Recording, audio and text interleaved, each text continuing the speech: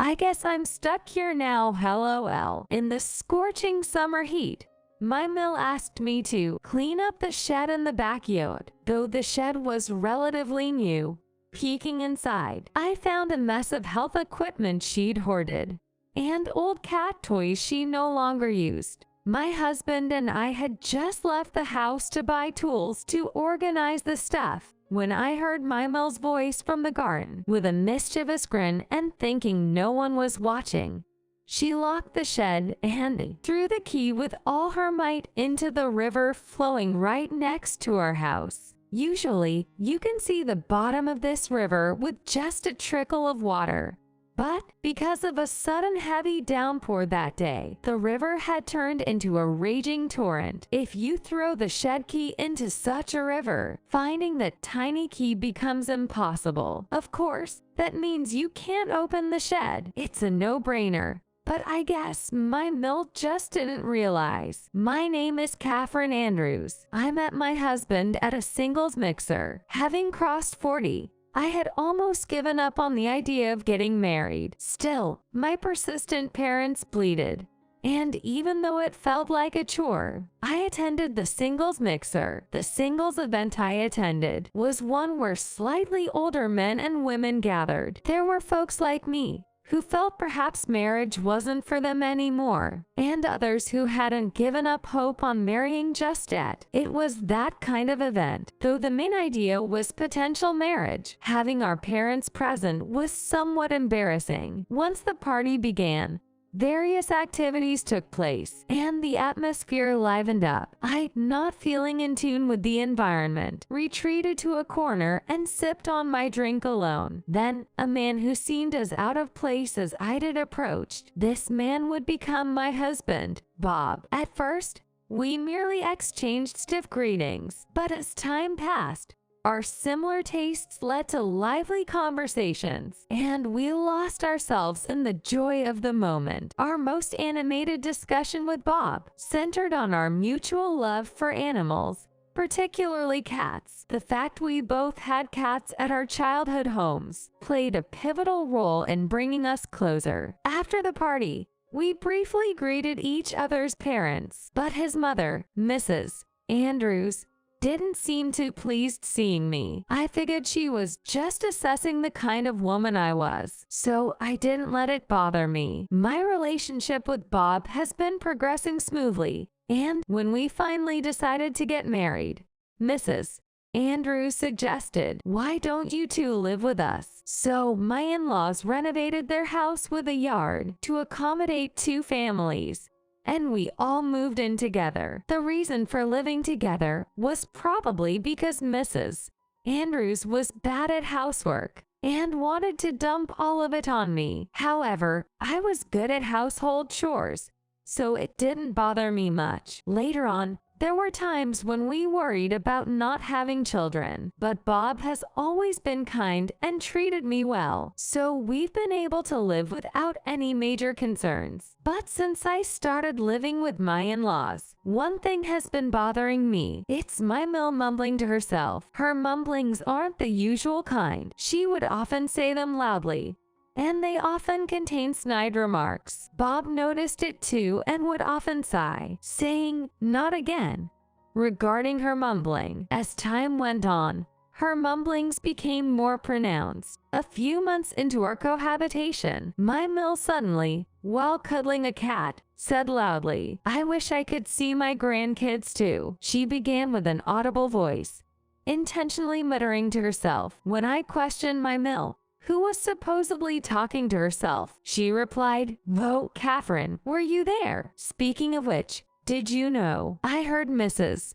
Johnson from next door is going to have a great-grandchild soon?" While pretending she hadn't noticed me, she started talking about how envious she was of acquaintances who had grandchildren or great-grandchildren. From that day on, almost daily, directed at the cat, but loud enough for me to hear, she'd remark, "I wonder when they'll have kids," not as a mumble, but more like a habitual saying. My mill shift from muttering to this new habit became especially worse when my Phil and Bob weren't around, saying things like, What's it like having a daughter-in-law who can't have kids? While directing the cat she was holding towards me, one day, Nico, the cat owned by the Andrews family, came in from outside and seemed to be feeling quite ill. When I quickly took her to the vet, it turned out that Nico was pregnant. Upon bringing Nico home, I informed my in-laws and Bob about her condition,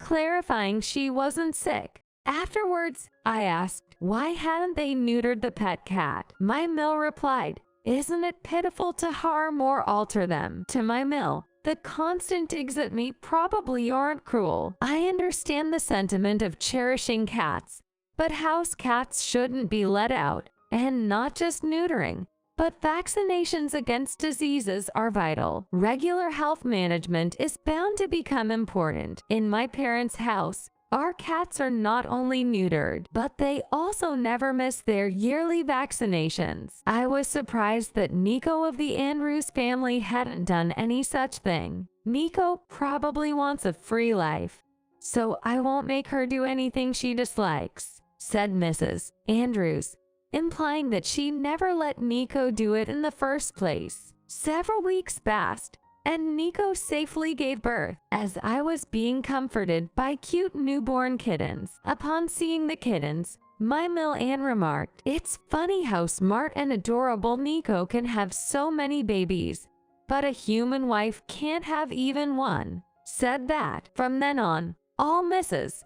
Andrews did was watch the cats all day. I had always taken care of all the chores at the Andrews residence, but my mill dumped all the detailed cat chores on me, like feeding them and cleaning their litter boxes. Even when I asked my mill to help out with the adorable cats, these are my daughter and grandchildren. They have a brighter future than you. She would just glare at me. Later, when the kittens became mobile, why are you even here? You're less than an animal if you can't have kids. You should worship these cats. She even tried to make me bow down to the kittens. I couldn't keep up with my mill nonsensical behavior.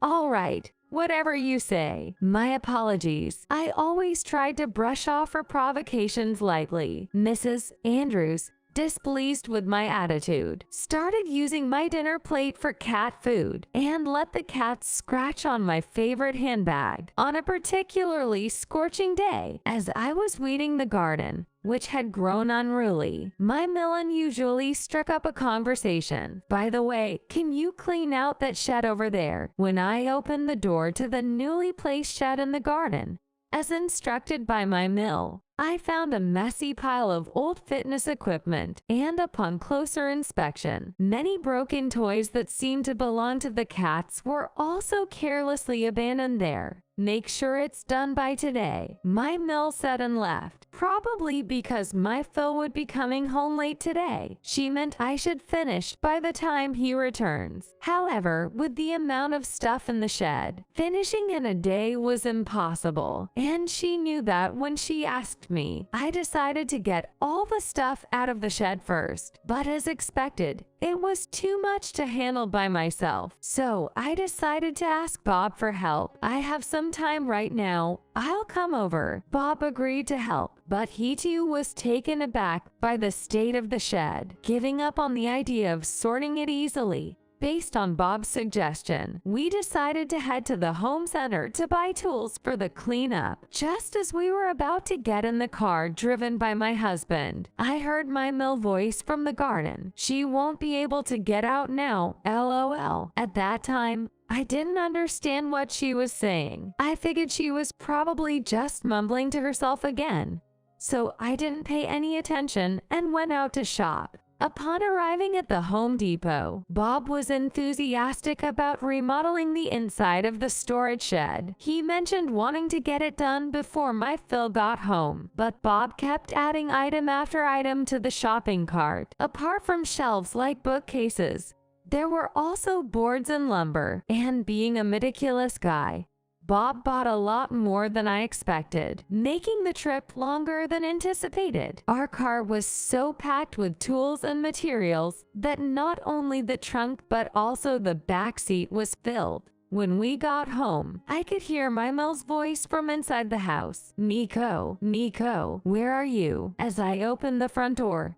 she looked at me with a puzzled expression. "We're back, Mrs. Andrews. What's going on?" I called out to her, but she stared at me with an expression as if she'd seen a ghost and didn't respond. "What's the matter?" When I asked again, "Why are you here?" she responded a vague answer. I mentioned that I had gone shopping with Bob to clean up the storage shed, but for some reason, my Mill still didn't seem to understand the situation. She frowned and thought, and then, with a skeptical look, asked, "I locked the shed properly. So how come you, who should be inside, are here?" "There's no way you could have gone out," she said, suddenly glaring at me. "What are you talking about?" Confused by my question, my Mill kept repeating herself. "It's odd. If I locked the shed, you shouldn't be able to get out." To any observer, the one acting strange was clearly my Mill. When Bob and I checked the shed, we found the door, which should have been open before we left,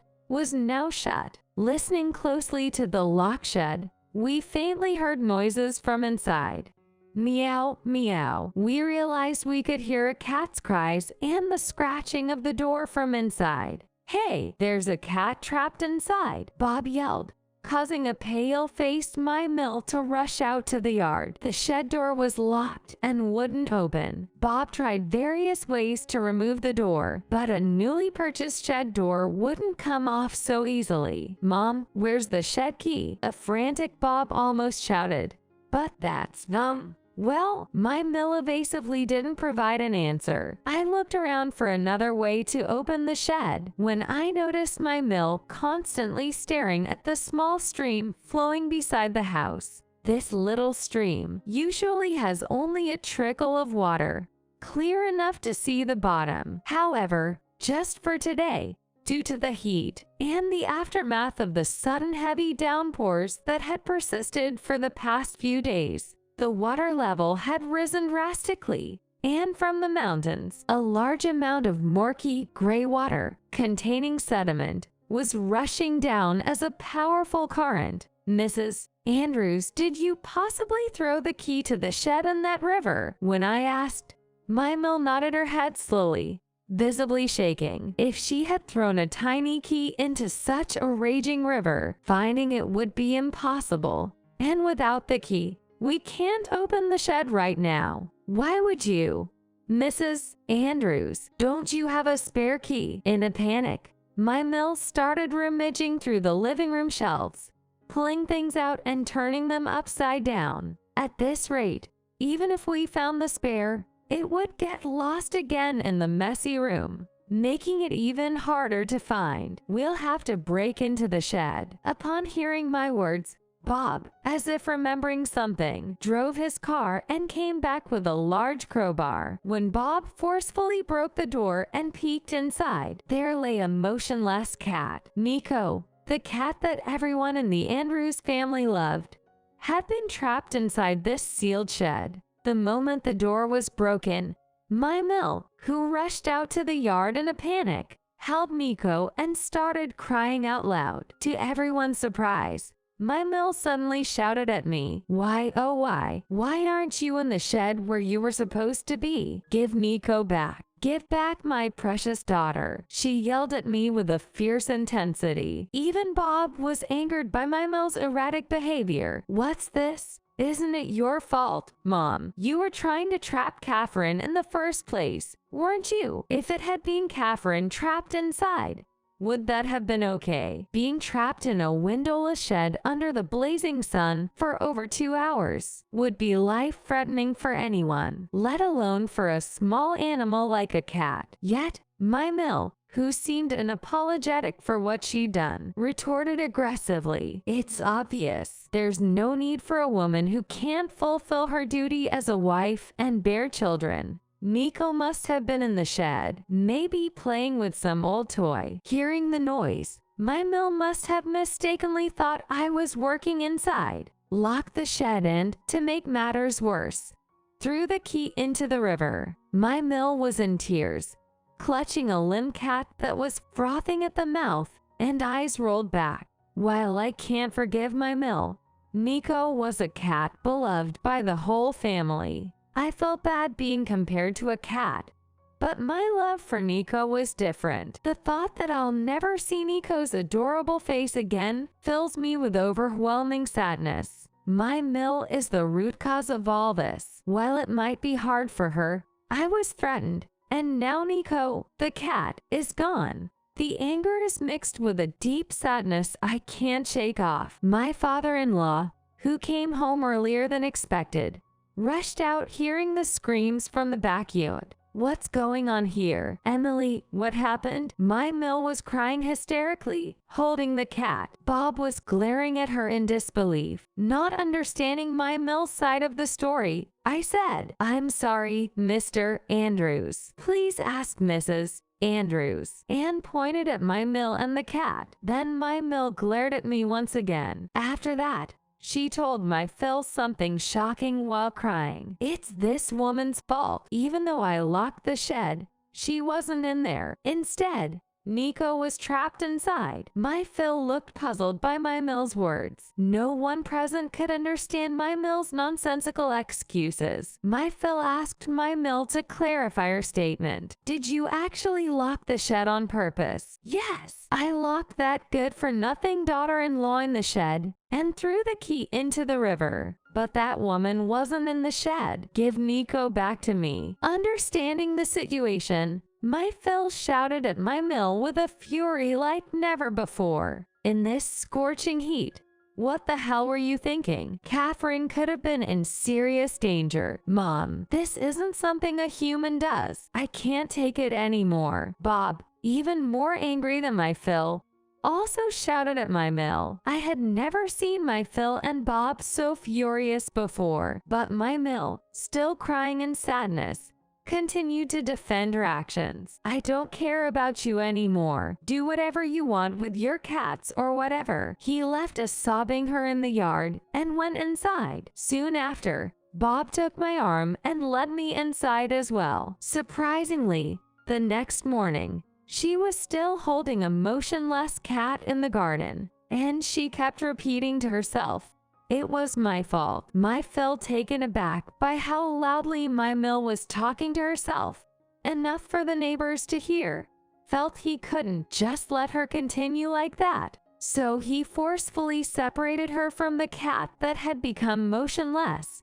and pushed her into the bedroom. I used to love cats so much, so I felt truly sorry for Nico, who became a victim because of my Mill's selfish actions. First, I made a small mound of dirt and created a simple little grave for Nico. After that, I held a proper pet funeral with my Phil and Bob. My Mill just stood there, praying in front of the simple little grave I made with some dirt. A few days later, my Mill's attitude towards me didn't change, and the backlash against me got even worse with Nico gone. Bob decided we couldn't live with such a Mill and chose to move out. Bob knew from my Mill's mitterings that I was upset, and he had been thinking for a while that it would be better to live separately from his parents. Bob and I discussed various options for moving, and we concluded that moving near my parents' home in, say, Texas, would be best. My Phil, who had become increasingly exasperated by my Mill's selfish actions, just left the divorce papers and house keys and walked away. The large house where my Mill lived alone was now solely under her name, so she had to manage everything by herself. But as a housewife who had never worked, she had no income and couldn't afford maintenance or property taxes. Receiving no financial support from her estranged husband, my Mill ended up in deep debt with consumer loans. Unable to continue living in her home, which she had for just about a year, she had to let it go. Even after selling the house, all she managed was to clear her debts and had no money left for her living expenses. She then started living on welfare in a nearby apartment. We lost touch, not knowing where she was or what she was up to. Apparently, She even took over vacant rooms in the apartment complex and became infamous in the neighborhood as the annoying lady who lets stray cats breed. It's probably because of such behavior. I recently heard rumors that we might be evicted from the apartment we're living in. Bob and I found an affordable used property near my childhood home in, let's say, Nebraska. We started a new life together with our 2 cats in this new place. The cats living with us were born to Nico and are the remaining 2 that no one in the neighborhood wanted to adopt. I adored those 2 cats as if they were my own children. Bob had apparently been preparing to set up his own business, and he rented an office near our new home to resume his work. I also helped with Bob's work, so we never had any financial troubles. Then, 2 years after starting our new life, we had a bit of a financial cushion and were blessed with our first child.